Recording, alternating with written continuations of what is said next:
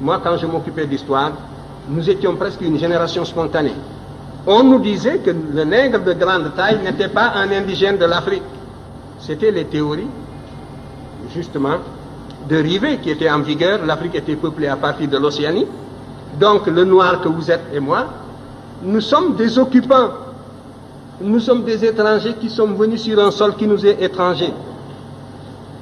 Les seuls habitants de ce pays, c'était les pygmées. Le noir a devancé le blanc est venu, s'il est plus fort, il évince le noir qui est un étranger comme lui. Voilà les théories qui étaient en vigueur. Quant à l'origine réelle du noir, ça se perdait dans la nuit des temps. Et notre histoire était enseignée avec des dates qui apparaissaient comme des contes d'épicier.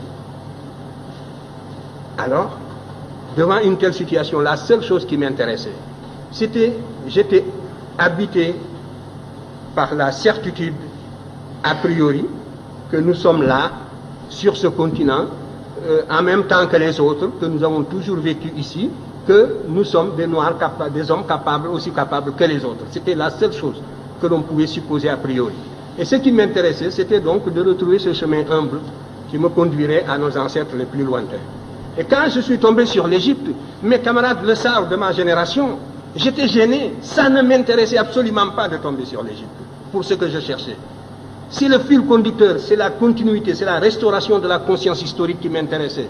C'est cette conscience historique qui est le ciment, qui réunit les individus d'un peuple, qui fait qu'un peuple n'est pas une population, un agrégat d'individus sans lien. C'est ce sentiment historique seulement que je voulais restituer, restaurer.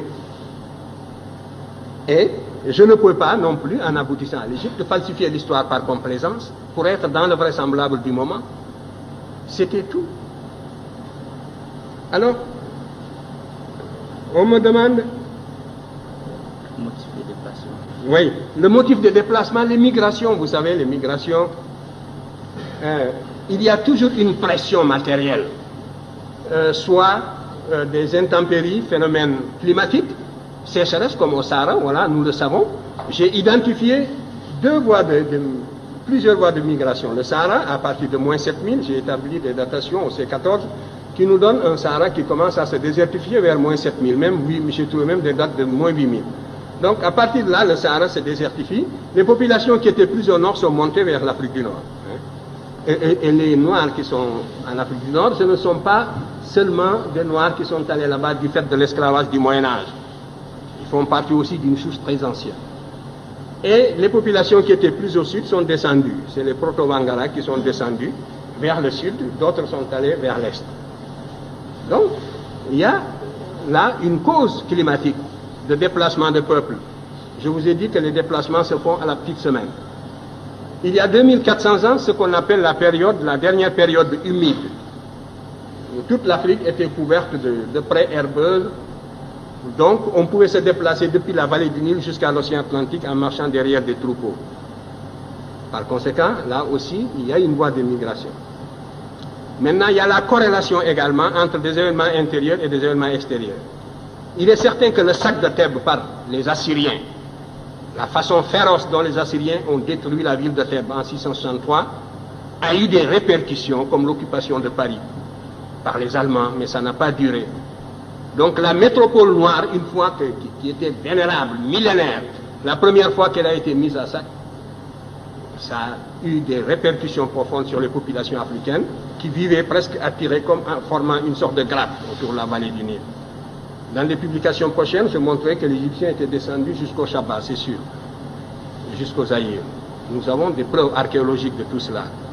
Nous avons des preuves archéologiques qui sont venues ici, des preuves relevant de la linguistique, d'autres faits qui sont venus justement jusqu'à la boucle du Niger. Ça concerne la première question sur laquelle je dirai un mot. Alors, donc, il y a tout cela, donc des motifs climatiques, une pression extérieure, la victoire, la perte de la souveraineté nationale de l'Égypte a fait que les populations africaines se sont relâchées et se sont repliées sur elles-mêmes à l'intérieur pour former des royaumes à l'intérieur. Alors que jusque-là, l'Égypte était la grande métropole, un peu comme les Germains qui étaient de l'autre côté de la rive du Danube par rapport à la civilisation, au foyer romain. L'Égypte était le véritable foyer auquel le reste de l'Afrique noire était lié par 1000 liens décelables. Et à partir du moment où l'Égypte a perdu la souveraineté nationale, ces populations, évidemment, se sont organisées sur d'autres bases. Alors tout cela, ce sont donc des motifs de déplacement. Pour l'histoire, la période la plus proche. Donc pour la plus ancienne, il devait en être ainsi. Les variations climatiques, on peut les cerner par la paléoclimatologie. Ça peut être aussi dû au fait que le manque de nourriture, la pression sélective, tout cela, ce sont autant de facteurs qui jouent pour expliquer le déplacement des peuples, mais ce n'est jamais gratuit.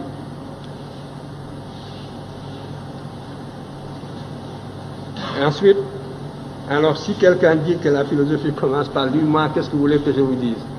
Je ne veux pas discuter ces arguments, je ne veux pas... Chacun a le temps de se faire une autre opinion. En tout cas, vous pouvez remonter, vous, en ce qui vous concerne, jusqu'aux racines de la philosophie africaine. Je vous invite à étudier la cosmogonie héliopolitaine. Vous y trouverez les prémices.